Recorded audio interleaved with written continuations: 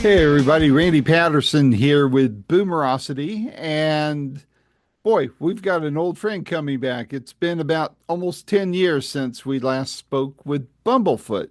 You'll remember Bumblefoot from his days with Guns N' Roses. Of course, after Slash left, Bumblefoot was one of a couple of guitarists that were in the band for a while. The two times I've seen Guns N' Roses had Bumblefoot in there. So that's the only Guns N' Roses I know as far as concerts go because Bumblefoot was in the band when I saw them the two times. But Bumblefoot or Ron Thal's his real name. We've every time we chat, we get along great, and he has this brand new album out. Well, I get ahead of myself here. 10 years ago, he had a new album out called Little Brothers Watching. And now he has another one called Bumblefoot Returns. And it is a masterful album, very complex. It's instrumental. And he's got people like Brian May from Queen and Boomerocity friend Steve Vai on there. So it's a great album. You're going to love it if you love that integral, highest quality ever type of guitar work. You're going to love this album. So I encourage you to get it. Go to his website and get the album, and you can get it signed. You can get other variations of the whole 9 yards. But watch the interview, and as you do, please hit like. And if you're not already a subscriber, would you go ahead and hit the subscribe button? It's not going to cost you anything. And then please do share it with your rock and roll loving friends, especially Guns N' Roses fans, or even better, Bumblefoot fans. So without any further ado, here is my third interview with Ron Bumblefoot Thal. Until next time, this is Randy Patterson. Take care. Hang on. There we go. Come on. There you are. I'm hitting the start video button and it's not working. How are you? Hey, Ron, it's been 10 years since we last spoke. Was it something I said? 10 years? Yeah. Well, it's when your Where last did- album came out. Where did 10 years go? My God. Too fast, man. Way too fast. How you been? Good. How about you? Well, just rocking and rolling like you, man. Except I just get to listen to it. You get to play it. So where are you dialing in from? Oh, New Jersey. How have you been over the last 10 years? It's been a Been, long time. been good, been busy. A lot of playing, a lot of bands putting out albums, a lot of producing, a lot of everything. Yeah. So like, Besides your album, what other albums have you been like producing and working on? let's see. Well, in the past 10 years, since Little Brother is Watching came out, that was the last time we spoke.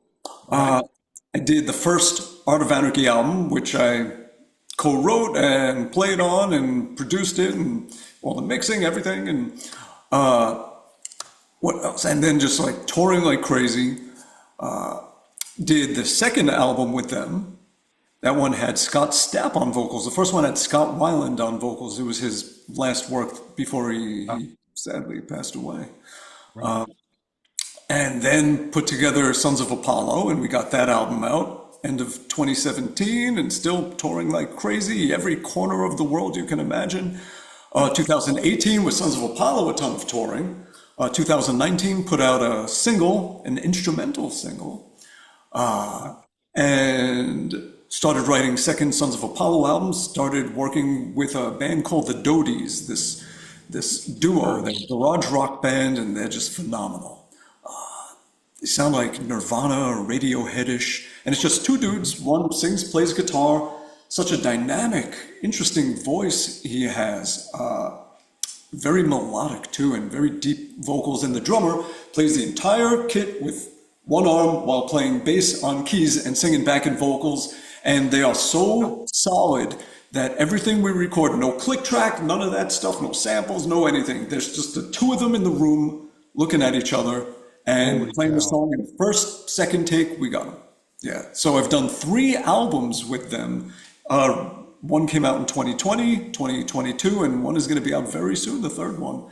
So and they're just kind of like the Black Keys, then, aren't they? As far as being a two-man yeah, the band. duo thing, a Yeah. very full-bodied duo. So, okay, that's 2019, started working with them, and then in 2020, put out the second Sons of Apollo album, actually, really the third, because we did a live album and a live DVD, Blu-ray thing, Uh-huh. and started touring, and then, the world came crumbling down, and back here and put out a second. First thing I did is I finished a second instrumental that I had just kind of lurking in the back of my head, called it Planetary Lockdown. And one nice thing I did with that though is I released a video of it that's just a minute long where it's like the main riff and then a big space where it's just the backing tracks where other people can play to the backing music and add their own solos. And about 500 people did it. It wasn't just guitar players, it was drummers and bass players and horn players, a flute player, violinists, singers, keyboardists. Like, it was phenomenal. Just something while we were all trapped in our rooms, something to do to stay connected and just keep us all together. And it was nice to see so many people doing this. And one of the singers that did it, a guy named Dino Jalusic, who also became the singer of the next band, Whom Gods Destroy, which once the pandemic hit, Derek and I kept writing toward a third Sons of Apollo album, but realized that wasn't going to be happening. So it went to a new band called Whom Gods Destroy, similar kind of thing, but just more intense, a lot more intense. So started working on my own Bumblefoot Returns on cassette and Yay! 8-track and reel to reel. You can play it Are on there your going to be any? guitar. Are there going to be any 45s? I know, I got to do 45s too and make sure that they come with a little thingy in the middle. I really should. So started working on that and started working on next Art of Anarchy album with Jeff Scott Soto on vocals from Wow. Apollo. And we did that and the Whom Gods Destroy album and more producing and a lot of studio work just in this room. And then when the doors opened back up, I started doing a lot more playing live again and just Art of Anarchy came out, Whom Gods Destroy came out, and then this. So, oh, and also during the pandemic, I did 2 acoustic EPs as well. So I've done a lot. If you look at it just album to album, it looks like a 10-year span of just, he hasn't put out an album in 10 years, but it's been a busy 10 years. It sounds like it. I guess I missed some of that. Either I didn't get the email or I forgot about it or something, or I would have reached out to you a lot sooner. But when I watched the video on your single and, John sent me the information on it and all that, I reached out to him and said, hey, I haven't talked to Ron in forever, so I'd like to talk to him again. So he made it happen, and I'm glad he did. Before we get to this new album, though, I've got to ask you, because I never forgot it when you mentioned it. And I can't remember if it was the first or second interview that I did with you, but I know you started the hot sauce line, and I live in the Smoky Mountains in Pigeon Forge, so it's a big tourist trap, and there's some hot sauce stores, and every time I'd walk in there and see if they had yours on the shelf. And I saw it the last time. It's been a couple of years since I've been in the store. I saw you had a 1 bottle space there, and I can't remember which one it was, but how has it been going for you? It's going well. Yeah, I got to do some new sauces. I should do a sauce that goes with the album. I should come up with There you go. some kind of hot sauce named after one of the songs, like Moonshine Hootenanny, and I'll put in some like vodka boiled down or something, and because Bumblelicious, that sauce does have bourbon and chipotle and cherry. Probably the one they had was the Bumble Effed. That is the hottest That of was the. it. Yes, that Yeah, sauce is hot. I just could not bring myself to try that, Ron. You scared the dickens out of me when you described it. And I'm 65 now. I can't afford any more physical harm. So Yeah, I this is just couldn't do it. Yeah, it's one drop will heat an entire plate of food. It is serious, Wow. super strong stuff. Yeah. I don't know how you handle it, man. I mean, I love hot stuff. I mean, I grew up in Phoenix and I got pretty used to it, but I guess the older I get and I if that hot sauce will cause me to shed a few pounds, I'm all in. But otherwise, I just can't handle the pain. Well, from running around the room screaming, you could get a little bit of exercise, move a few calories, maybe. Uh, That's well, if you call it hillbilly hootenanny, the new flavor, it'll sell here. I can guarantee you because everybody coming here they expect a hillbilly atmosphere, and there's a certain amount of it. But with Dollywood just a couple miles from me and all that kind of thing, everybody comes here for that Appalachian hillbilly. Beverly Hills hillbilly type of they want the culture persona. they've heard so much about, and one that's just been exaggerated very often. Yeah.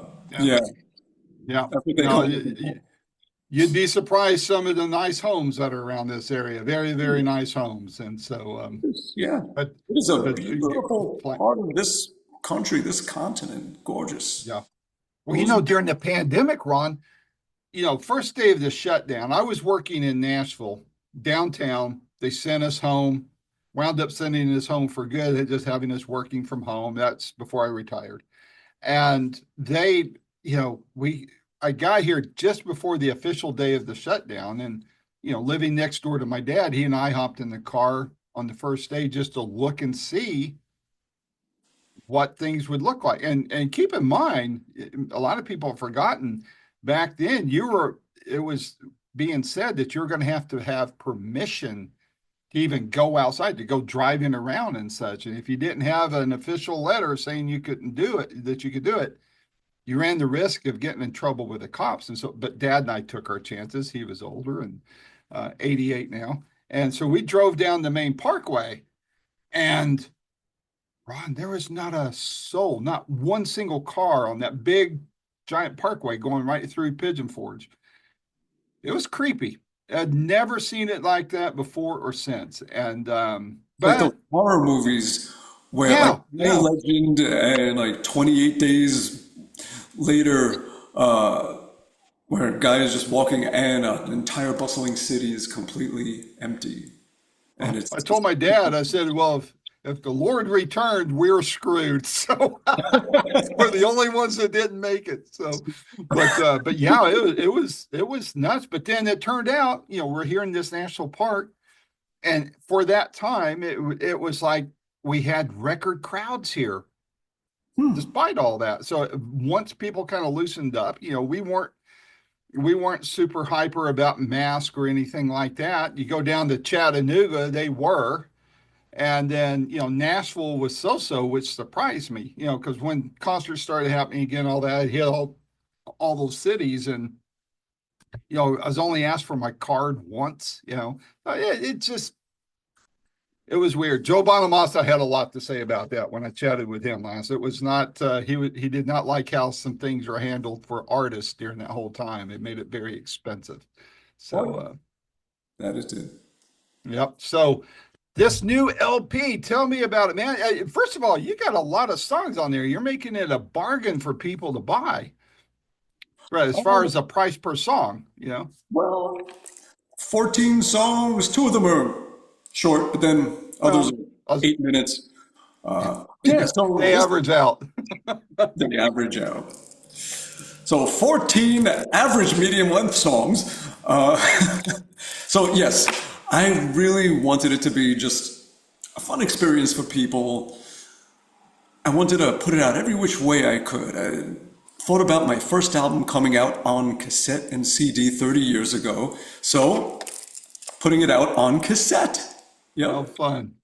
Yeah, and it's on CD, and I wanted to have a lot of art. Like this thing, I haven't opened it yet, but it like unfolds to like this long strip of all this art.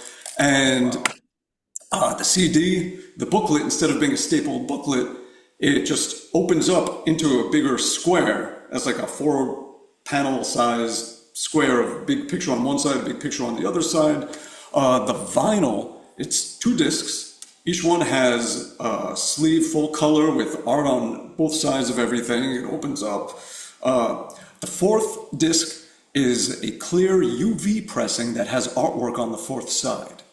So you have 3 sides of music, and you can see on the 3rd side the artwork through it that's printed on the 4th side. So it has like the spaceships spinning around and stuff. And then the 4th side is the art itself. What else? What else? Yeah, the video, the music video, which was a year in the making. It looks it. Yeah, it was A lot of detail to it, a lot of effects. yeah. So that I started on it, and then great talented friend of mine that lives in Poland named Radek Grabinski. He has a software company called Gloomyware. So he took what I was doing with that video and made it more good, to use small words. He made it professional and beautiful and everything. He made it phenomenal. And we made a Simon in Space video game. So there is a retro fun space shooter type video game that was supposed to come out with the single, but Apple like 2 days before flagged it and said, "Oh, we need to give this extra review," and they still haven't gone through the process or anything, and it's held it up. And I didn't want to put it out just for PC and Android. I wanted everybody to have it. But I could show you what the game looks like. I have it on just like a web page, and it's just a very fun kind of game. Let me hit this thing. I suck at it, but okay. And it plays the music, so now you can listen to the music, you can get something physical and hold it in your hands and listen to the music. You can digitally do it, you can watch the video, or you can actually physically engage and play. Here's Simon's little ship down there, and here we go. Let's shoot these sons of it. There's the space mine. Let's shoot them and get the power-up coins. There's some more of them. All right. Oh, now these things are shooting back. Gotta dodge. Good, got them, get the power-up coin. And this one too, let's get him. Good, get that power-up coin. And now look at these guys. Oh, yeah, I killed. Oh, I should have backed up. I'm crashing into them. I stuck at the game. But, and then it goes into more different boards of it and more creatures and more things. So, and it's free. It's just something that we wanted to put that out there just so people can have fun with this music, with this release. That is amazing. I've got to get the signed out, a signed copy of the vinyl for you, because you can't see it because I've got all your album covers behind me right now. But I've got all sorts of signed albums here in my office, and I want to get one from you and hang it prominently in my office. So we'll sync up later on that. But so in making this album, how was it different than everything else you've been working on, either your own albums, previous bands, the ones you're producing, all of that? What made this one different? Well, definitely different than producing, because for that, I try to be completely invisible. And I just want people to not know I was any part of it. They should just get the personality of that band amplified as much as possible, their best foot forward, the best version of them possible. That's my goal, is to not be seen or heard and just make it all about that band and just bring it out their best. When it's a collaboration in a band like Whom Gods Destroy or for the Sons of Apollo or anything like that, I am just one slice of the pie. And with Whom Gods Destroy, I did do all the mixing and the mastering and all of that as well.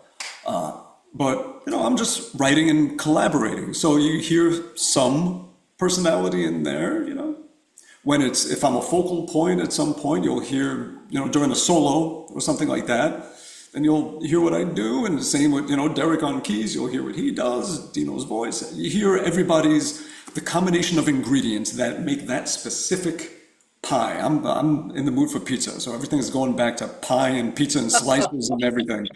I think I gotta get some tonight. Get some good jerky pizza. You don't live in the right neighborhood for pizza, do you? So, Not at all. Oh, we got killer pizza out here. So good. Yeah. no. Ah, you guys got the barbecue. Yes, we do. Yes, we do. And fried chicken, but I think everybody has fried chicken too. So, Everyone's got some version of fried chicken. yeah, that's true. If But, you come here, I'll take you to barbecue. I got a good place. So, oh, yes, absolutely. Good. So when I'm doing my own music, though, it is 100% absolutely in every possible way just an expression of one's self. Whatever, when you're making an album, it's almost like a set of photographs from that stretch of time period in your life. And the songs are each like a different photograph. It's like, here's me doing this. Hey, here's me doing this from point A to point B of when that album was written. It's the same thing with the songs. And I didn't stay in the same place. I never do. Like, it's not like every song is completely similar and just soloing over the same kind of track, backing music or something like that. No. Whatever I was living over the course of a couple of years, whatever I was experiencing, whatever made me want to take a picture, something that stood out personally, that inspired me and led to writing a song, I took a picture. And this is the collection of all those different pictures. So it's more, that's really a good way to put it. So it's like, here's my life, what I felt, what I experienced in this musical language from this time period to this time period. I hope it's entertaining to you, that kind of thing. Yeah. how long did it take you from once you decided to put the music down into album form till ready to ship it out the door? How long? How long was the project? Once I decided, like, you know what, I'm gonna make a whole album, which was really toward middle, maybe end of 2020. Started writing specifically knowing there was an album in mind. I wasn't just gonna write one song and put it out as a digital single, or writing things that I was gonna put in the hat for a band or anything like that. I was pretty much done around 2023, and the album was mixed and finished, completely finished by June 2023. And I would have loved to have it out by July 2023. But I wanted to get the next Art of Anarchy and the next Whom Gods Destroy albums out and done, and didn't want them to have to wait. I didn't want to make a record label wait and 8 other people have to wait for me. So I hit the pause button on my thing and focused on those, got those done. And then earlier 2024, once those were out and good, then I started really focusing on this. And it was mostly the artwork that held it up at that point. Just creating this new, all we're getting is shine from the plastic, aren't we? The spaceship thing. Yeah. Yeah. I wanted it reminiscent of my first album, which I designed myself, if you could call it designed. It had this bee-foot creature thing that was like the logo, mascot, whatever it was. It was the character of the album. I wanted something that showed 30 years of evolution. So instead of that, it was like a spaceship of this guitar Yeah. Yeah. that was being flown by my cat, Simon. And if you look closely at the artwork, it actually is my cat in there, in a spacesuit. I didn't put him in a spacesuit, I just put his face in a spacesuit. Yeah, you wouldn't have got him in a spacesuit, I doubt. So Yeah, he might have resisted a little, just a little. just a little. And he's my best friend. I love that dude, my little buddy, my cat. So that, and then hired a 3D rendering software dude to turn it into a 3D model. So that took a while.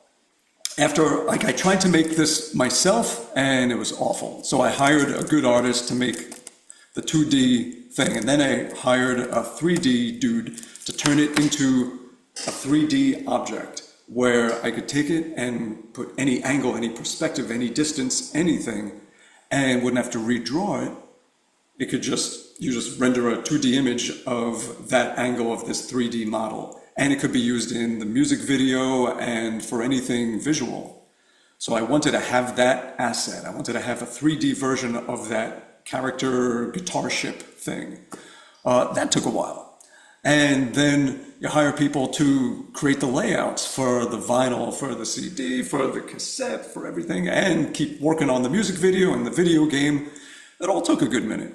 So finally, by the end of last year, I was able to put out the single and had enough time ahead of time that it was all done to get it manufactured, which, you got to allow at least 2 months, maybe more, especially for vinyl, to have it ready and in the warehouse, and then having the dudes that are setting up the new website and the web store and coordinating to have the warehouse that everything will be shipped to, and they'll be sending out anything physical to the print-on-demand company that's making the posters and making the shirts and making the pet bowls and the stickers and everything, the mugs, all of that. And what else? I mean, there's so many moving parts to it all. And just having all of that, so it was a lot of prep work. Not like the old simpler days where the internet wasn't such a vital part of it all, and where you made an album and you gave it to CD Baby and they sold CDs for you. It was different. That was just merely 10, 15 years ago. Well, I know that for me, since the last time we talked, I changed my logo, and you mentioned I mentioned the 45, and you mentioned the insert piece. I don't know if you can see it, my camera, because of the virtual backdrop there, Oh, but nice. yeah, Yeah, it's shaped like a 45. Boomerocity, fan experience. Nice. That's Yeah, good. and I it's remember your old one, got which the was like a 45 piece. bubbly, it was like bubbly font going across, right? Yeah, kind of 60-ish looking, Yeah, from the old, almost like an Austin Powers 60s exactly. vibe Yeah, to like the it. bubbly. Yeah. And then it had the yellow little 45 adapter piece in the middle. But I Yeah. hired a guy out in Texas to do that for me. And I have a horizontal version of it as well. But just to get that done, two simple little 2D things was a, 2 month process, maybe 3 month process for me to, go back and forth, obsess over it and all that. So to do what you've done on this stuff, gosh, I can only imagine. But A lot of branches to the tree. Yeah. yep, yep. So on working on the album, any phase of it, were there any surprises? I mean, you've worked on so many projects, it's probably hard to surprise you, but were there any surprises in putting this one together? Not too many things surprise me anymore. Not at this point. No, it was painless. It was just writing the songs. I would demo out the songs and just make some like rough version of it. I would show it to my drummer, Kyle Hughes, incredible drummer. This dude could play anything you throw at him. And I challenged him. And he rose to the occasion every time. And then either he would record out in LA where he was living, or he would fly out here and we would just have a kit set up in the room and he would just we just spent a couple of days together just recording. Jerry Gaskill from King's X, he laid drums on a song and he came up here. He doesn't live that far and we're always going out to dinner and so that's it, yeah. And Derek, he just sent me we're constantly working together. Like, he just sent me something this morning that he played on that I'm going to lay a solo on and do the mixing for. Like, we have never stopped working on music together for a good 8 years now. He's one underappreciated keyboardist, in my opinion. I've had the privilege of talking to him a couple times and just seeing the vast array of artists. I mean, guys like you, obviously all the other bands. Heck, I was at a Joe Bonamassa concert 11 years ago up in Lexington, Kentucky. And I'm sitting there in the crowd and I'm going, holy crap, that looks like Derek Sherinian. I mean, we don't know each other. I've just interviewed him a couple times. And I'll be darned if Joe didn't eventually, when he introduced the band, it was Derek. And I was like, wow, what's next? He's Lawrence around. Welk or something. He plays everything. He definitely gets around. Yeah, he's played with the best of the best. Yeah, and I always say he's like the best guitarist I ever played with on keyboards. Because the way he plays, like he'll bust out Eddie Van Halen stuff and Randy Rhoads stuff, and he's running his keys through big guitar, stacks, big amps, guitar amps. It's like he's a guitar player playing keys, or he's a keyboardist that just like, yeah, and he's incredible. So Almost like absolutely, Jeff Healey, how he played the guitar. It's this keyboard is on his frets. yeah. He was something. Yeah. He was.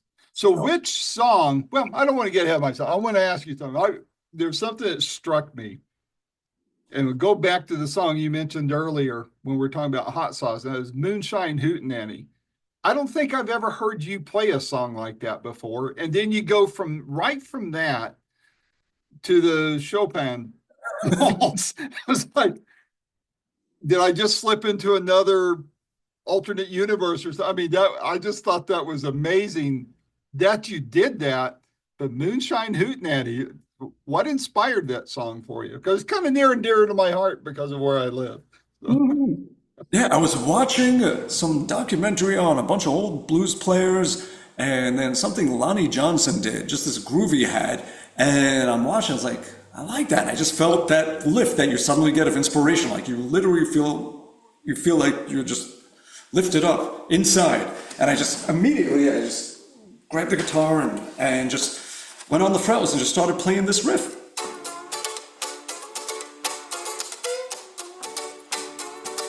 And that was it. That was the start of it. And then I thought of like the movie Raising Arizona. I always loved the music in that thing. yeah. So I tried to make something that felt like a voice that would be doing that. So the second layer on top of that riff,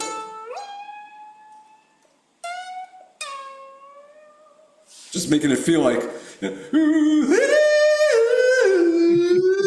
kind of thing. And then just expand it on and you just keep going and going and going. And then while my brain was still in like Whom Gods Destroy mode, playing all these like low, deep, demonic, kind of chromatic, weird riffs and everything, that spilled into the middle bridge section and the whole musical detour that the song took. And then somehow it finds its way back. And it's back in there. Yeah, everything just, I like to go on fun rides with a lot of hills and a lot of off roads. It's fun. I like having fun and doing the unexpected, not for the sake of being unexpected, but just things that just, you know, that's me. That's how I am. That's right. So before I'll ask you right up front. I'll tell you that I had to boil down to three. But do you have a calling card from this album? Because like I always say, songwriters don't like to pick favorite songs of theirs because it's like picking their favorite child, and you're not supposed to do that. But there's, Not supposed to. is is there any is there a song off of this project that you would point to and say, hey, if you like this, the rest of the album is going to blow you away? That's a tough one because each one has a little something about itself. I agree. I would think Simon in Space sort of covers a lot of good ground, but it doesn't show just like the lighter sides of things. Mhm. So for guitar players that just want to hear very guitar focused guitar music, The Thread, I would say, is one. That's one of mine that I picked was The Thread. Two others too, though, but we'll see if you hit them.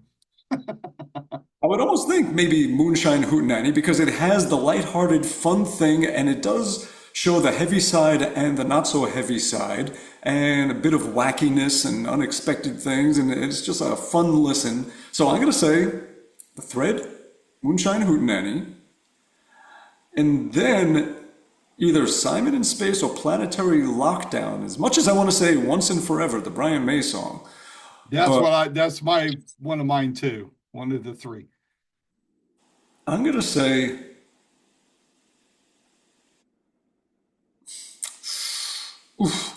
Planetary Lockdown. Those will be the Okay. three.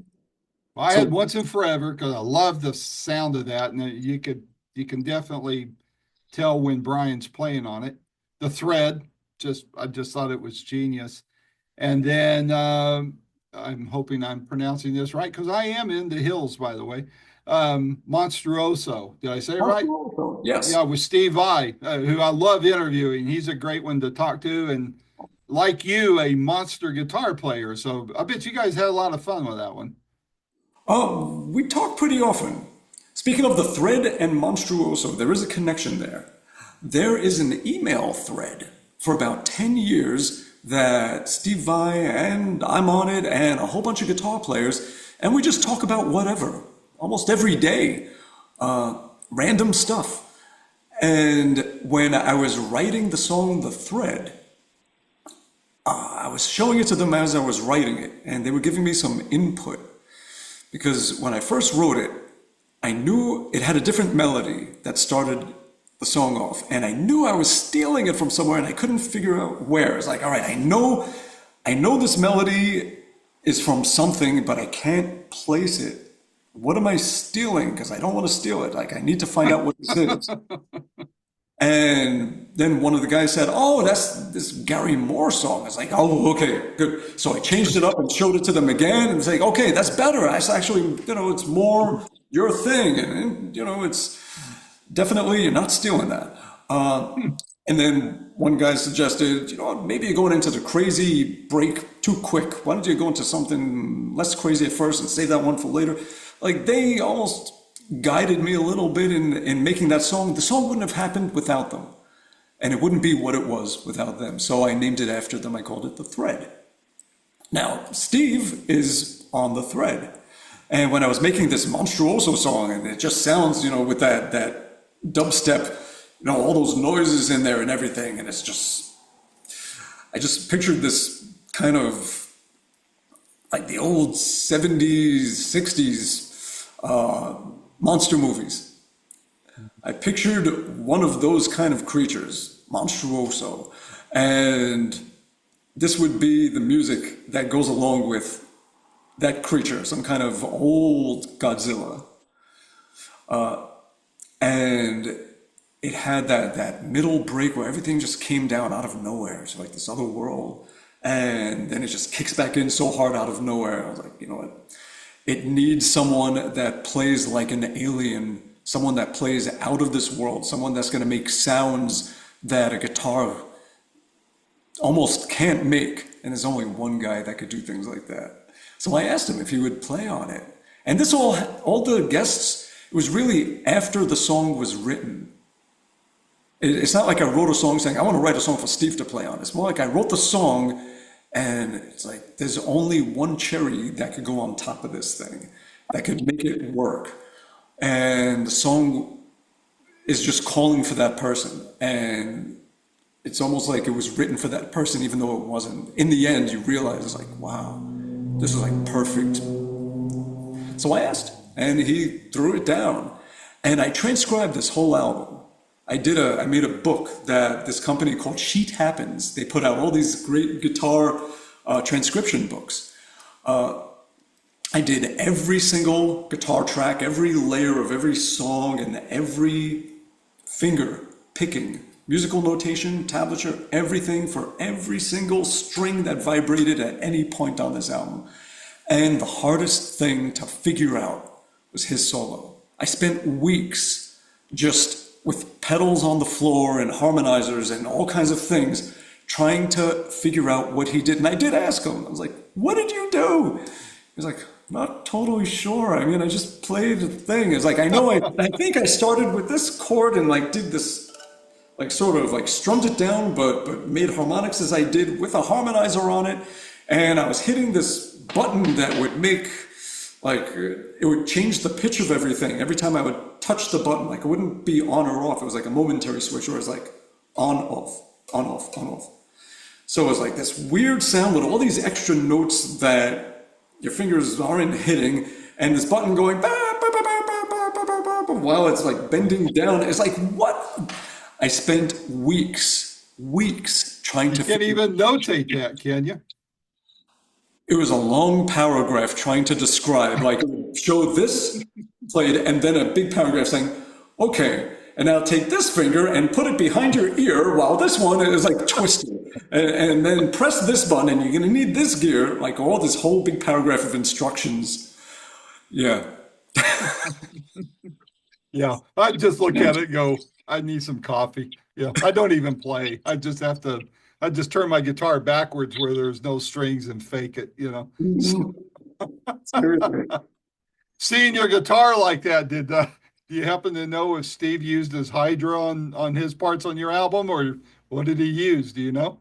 He didn't, but it sounds like he used three hydras, nine necks. Yeah. Wow. Wow. Boy, I'd love, I'm one of those type of people that I would love to be a fly on the wall if all you guys were like in the same room together, because I may not always grasp it, but I always appreciate it, you know? And, you know, so I like to be behind the scenes and just watch and observe and just Hmm. see the interaction, because you guys are in a different world than us mere mortals here that don't know how to play. And just seeing that communication that can take place, the camaraderie, the collaboration and all that kind of stuff. I just think that would have to be one of the most fascinating things to observe. These days, a lot of, like when it's a guest solo and things like that, it's done remotely where the person does it Right. in their own studio, they send it to you. But the drums, like when Jerry played, we were here together. When Kyle was playing, most of the time we were here together. With Sons of Apollo, a lot of times, at least the first album, we were in the room together, writing and recording together for like a week and a half, just living it.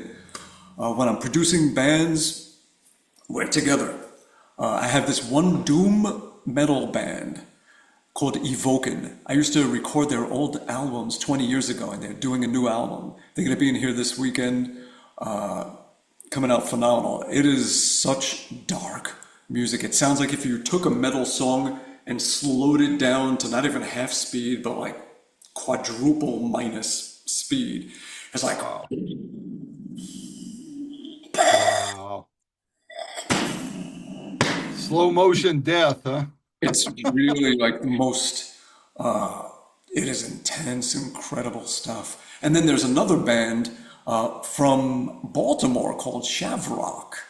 And this is their first time making studio recordings. This is their first time recording it. And we did one song together. They drove up from Baltimore and we all got in this room for the weekend and came out so well. We're doing a whole album together.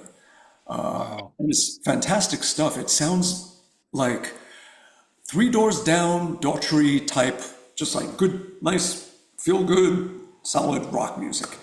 But the vocal harmonies that they have are like Simon and Garfunkel. A lot of times, these dual harmonies, only they get a little more intense, not screamy intense, but just like loud, higher range, full bodied stuff. But the harmonies are these beautiful, it reminds me of Simon and Garfunkel. And the guitar Wow. player has this feel kind of like Slash. Mm. And but they do a lot of guitar harmonies. They love a lot of 80s hair bands and that era of rock music. So they do a lot of guitar harmonies too, sort of like the Scorpions. So Mm. imagine Daughtry with Slash and a second guitarist doing Scorpions type harmonies and vocals, like these duo vocal melodic harmonies, like really interesting stuff. And it's coming out Wow. great. It's coming out really great. And then Very there's cool. that band, the Doties, Hmm. in the room together, just staring at each other, just playing and hammering it out, and very natural. So definitely the time to be a fly on the wall would be when I'm producing bands, because it's really that collaboration all in one room, and you feel that locked in spirit of everybody. Yeah, Yeah. Yeah. it's a good thing. Well, what feedback are you getting on this album? So far so good. I mean, the people that heard the one song, I'm giving steak to steak eaters. So it's people that like this kind of stuff are gonna like it. Yeah, the vegans will not. Fish and steak on. But the people that did get to hear the whole album, so far it's been positive, it's been supportive, it's happily, and I'm glad that so far it's been good. I haven't gotten any I hate it or meh. So, there's the three things. There's I love it, I hate it, I couldn't care less. The indifference. And so far, it's been positive. And I'm just staying true to what I do and just trying to do my best at what that is. And that's all you can do. I always say, That's right. That's the right. only thing in your power is to give your best. And the world decides from there. If you try to write with some ulterior purpose of, and I've seen people do that. It's like, I want to be more accessible to the mainstream or something like that, and they dumb down their music and they dilute what makes them who they are, and it doesn't work. That's No, right. you have to be No, who you are. If anything, accentuate who you are. Give more of who you are. For that's right. better or worse, you are who you are, and proudly bear it all and give it all. And the world decides from there, one way or another. No matter what you Just do, just be yourself. Be yeah, real. it's because the response is not up to you. It's That's all you right. can do is give your best and just make the best effort to let people know that it's out there. And the world decides from there. And if it makes one person happy, maybe there's a butterfly effect where that person goes and makes other people happy and you've made a difference. If it makes a million people happy, fine. Whatever it is. But all we have is this brief moment on this tiny little blue ball that's couldn't even be like it's in the course of the universe, this is not even a blink of a blink of a blink of an eye. That's right. Just do your calling, do your thing, do your best, don't be an asshole, try to make people happy, and then it's over. And at least for this moment of now, why now exists, why this conscious moment exists, we don't know, but it does. So make the best of it and have fun with it. Put out cassettes. There you go. And podcast, so Hell yeah. That's right. Spread the love. So you're spreading everybody's love. It's a wonderful thing you that's do. right. Well, thank you. I appreciate that. So what's on your radar for 2025? What you got on the agenda? Let's see, what's coming up? I'm going to do a rock and roll fantasy camp in LA, which is always fun. So I'm going to be a counselor and I get to torture a bunch of band members. And these things are always fun because you don't know who's going to be in the band. Nobody knows how it's going to be set up. So you have this band of strangers with all different tastes and backgrounds. And your job is to bring them all together and be able to play shows together and play with the VIP guests that come in. Like Stuart Copeland is going to be there. So we got to learn some Police songs and get them down and play There you them go. with Mr. Copeland. So things like that. So that's always fun. And you don't know what's going to happen. I'm going to do another one of them in Fort Lauderdale in March.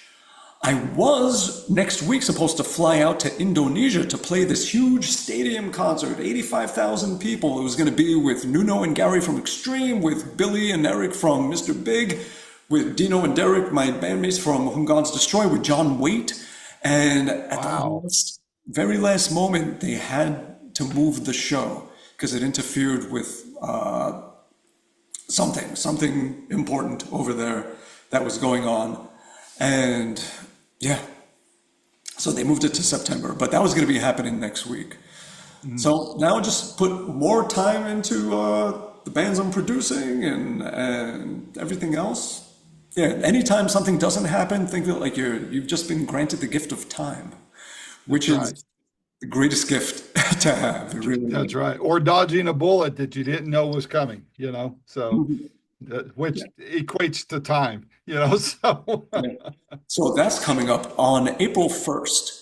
I'm going to be playing at the Kennedy Center in Washington, D.C.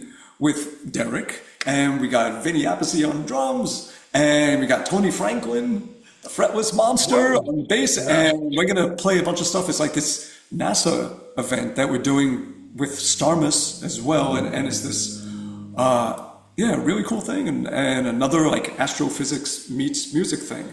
And then we're going to play the Starmus Festival in the Canary Islands the end of April. So we're going to fly out there and Dino is going to join us. That's going to be great. Yeah. So that's coming up. And then there's a couple of festival things and a whole lot more teaching stuff, music camps and all of that. And I'm sure I'll be doing more one-off festival type shows. And yeah, just having fun with it. Less touring and more just events. Yeah. Cool. I like that. Well, man, this has been a lot of fun. All right, my friend, take care. Been a pleasure. Absolutely. Talk to you Likewise, soon. and if you hit the road and get to East Tennessee or anywhere within a couple hours of it, drop me a note, let me know. We'll meet up and have some of that barbecue or something. Oh, definitely. I'm in. All right, do it. All right, buddy. Stay safe, stay healthy, and let's talk again soon. You too. Thank you so much. Take care. Bye-bye. Bye bye.